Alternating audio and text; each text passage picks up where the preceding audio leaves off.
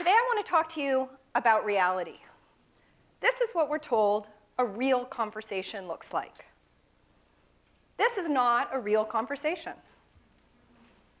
This is a real person.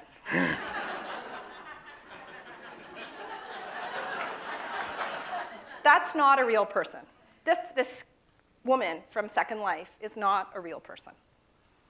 And this shopping mall is what we call the real world.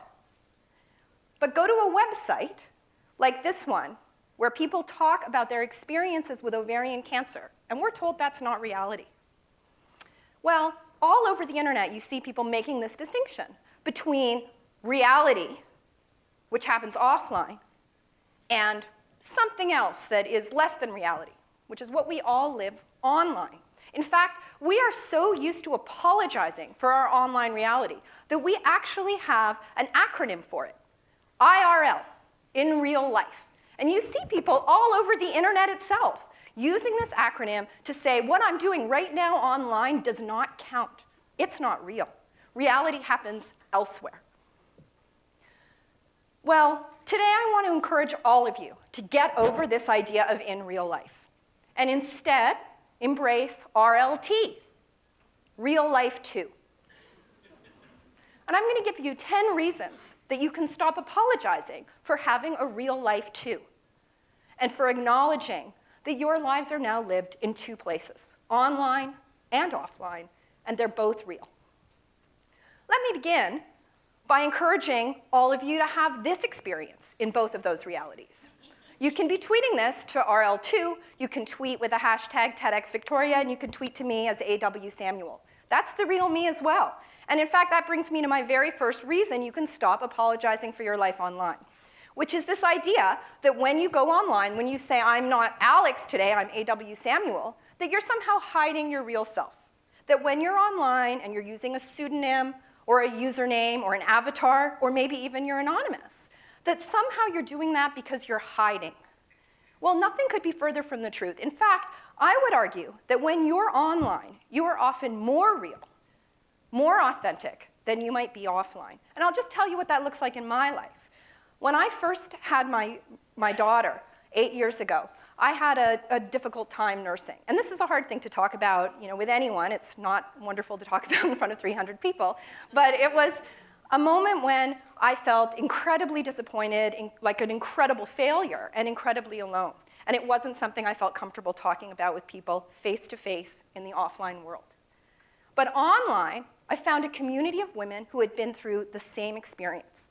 I could tell them that I felt like a failure and not have them just say, oh, no, dear, you're fine. They knew what it was like. I could be who I really was in that moment and get the support I needed in a way that I would not have been able to do in the offline world. When we're online, we often fail to recognize that other people are real selves too. We picture the monster at the other end of the screen when we see a hostile comment or a critical comment or just something we disagree with. But if you want to stop apologizing for your online life, you have to stop expecting other people to apologize for being themselves too.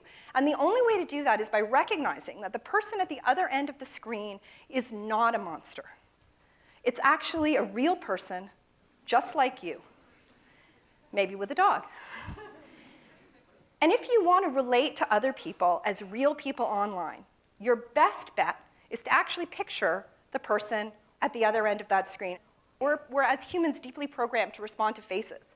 But just because you're online doesn't mean you can't connect with a face. Go and find a picture of the person you're communicating with, have it up on screen, right with that person in mind, and I guarantee you will be a more empathetic communicator online. This is what real presence looks like, or so we're told. Ironically, we use the same term, presence, to describe our social media presence or our web presence. Well, what if we took that seriously? What if we stopped apologizing for the time we spend online and commit to what we're doing online the same way we might commit to a session of meditation?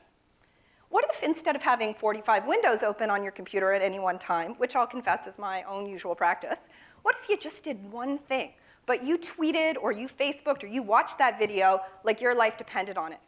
I think you'd discover that presence is available online as well as off. These are your real friends. They're the people you know in the offline world. Well, what if these could be your real friends too?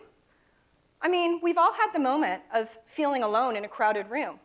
So if being in the same space with people isn't enough to make them your friends, why is being online with them enough to invalidate friendship? Well, the answer is every day, one of us clicks that button that says confirm on a Facebook friend request with someone we don't know, don't like, or don't remember. You think that really reinforces your sense of friendship online? You can have real friends online, but you need to stop seeing them as connections or a scorecard. You need to actually take the idea of friendship seriously, and you need to think twice before you hit confirm on Facebook. This is real art. Picture by Ansel Adams. You know, real art is what gets into a gallery or a performance space. Real art is what somebody else said was good enough. Real art is what somebody else told you counts, what somebody else said makes you creative. Well, what if we took our own art seriously? What if we said this same kind of picture, it's mountains, but I found it on Flickr, so it doesn't count, right? Well, what if we said it did count? What if we said that all of these pictures we're sharing on Flickr and all of these movies we're sharing on YouTube and all of these blog posts we're sharing all over the internet, what if we took those seriously as art? What if we said that every one of us not only can be an artist, but is an artist? What would happen if we claimed this creative expression online as our birthright, our ability to rediscover ourselves as artists and innately creative human beings? Interestingly, photography is also used as one of the reasons we're told we have to apologize online. It's because we're photographing stuff that shows that we're trivial. I shared my last meal. I shared a picture of my new hat. It's proof that what we're doing online doesn't matter. Well, what if we chose to create meaning with those images that we're sharing? What if we told the story behind that meal? It's up to each of us to decide that what we are doing and sharing online can create meaning. And if you focus on creating real meaning with what you are doing online, you will find that the internet is actually meaningful. Now, you can also do the opposite, and I'll confess that the boots I'm wearing are the product of literally a 2-year online search in which I looked at thousands of boots. If any of you need gray boots, I am your woman. And a funny thing happened a few hundred pairs of boots into this process, which is that quite apart from all the evenings that I spent surfing through Zappos and Endless and all those other shoe sites, I would occasionally try and get some work done that was not shoe-related, and the shoes followed me. Because thanks to the miracle of cookies, your search history actually drives a lot of the advertising that you see on the internet. So even if I was doing research or trying to get some help for my kids or just doing my email, up pop more ads for boots. And pretty soon, the entire internet was like one giant boot mall. Well, much though I do love boots, I can't say that that really created an internet that reflected my values. And in fact, each of us can make a different choice every day to create an internet, or at least experience an internet, that feels like what really matters to us. For example, you can spend your time on a site like Common Sense Media, which helps parents make good media choices for their kids. When you spend time on what matters to you, surprise, the internet will seem like it has some kind of reflection of your values. And it's not just about what you see.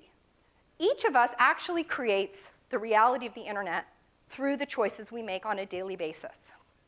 And here's what a lot of us create. Porn, right?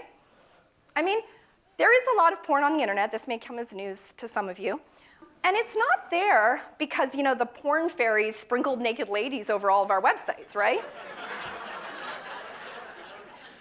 There's porn on the internet because people really like looking at naked ladies and naked men. And they also like gambling, and they also like hate speech. I mean, people like a lot of terrible stuff. And, you know, basic supply and demand. When you spend time online looking at porn and gambling and shopping and whatever other, you know, socially limiting behavior you want to name, that's what the internet is going to grow into. And if instead you spend your time on sites like Kiva, which is an amazing site where people engage in micro-lending to entrepreneurs, mostly in the developing world, well, then you create an internet which is about helping people and about growing a new kind of world. It's your choice. When we think about how to make change in the world, how to make real change, we often picture rooms like this, what we consider a real conversation, right? It's a real conversation because they're all in the same room. Even if everything they say is scripted, even if everything they say is strategized, this is somehow what counts as a real conversation.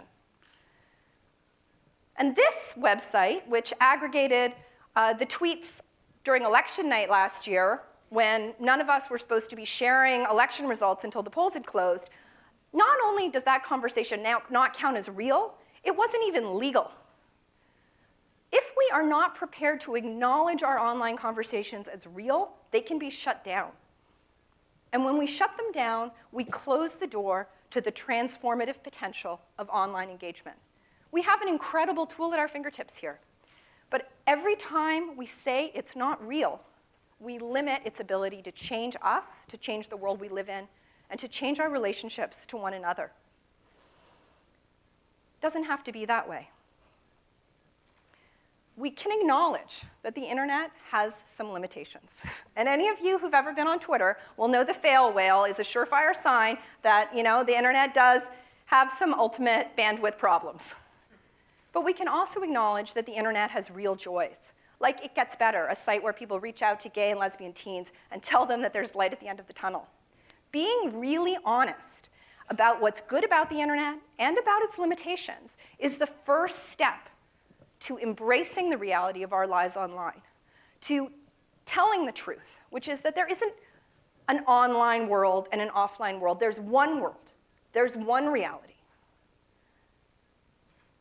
And you can stop apologizing for it today. You can stop apologizing by using the term in real life. And every time somebody tells you you should apologize for all the time you spend online, every time someone tells you you should spend more time in real life, you tell them. You have a real life too. And you've got a posse. Thank you very much.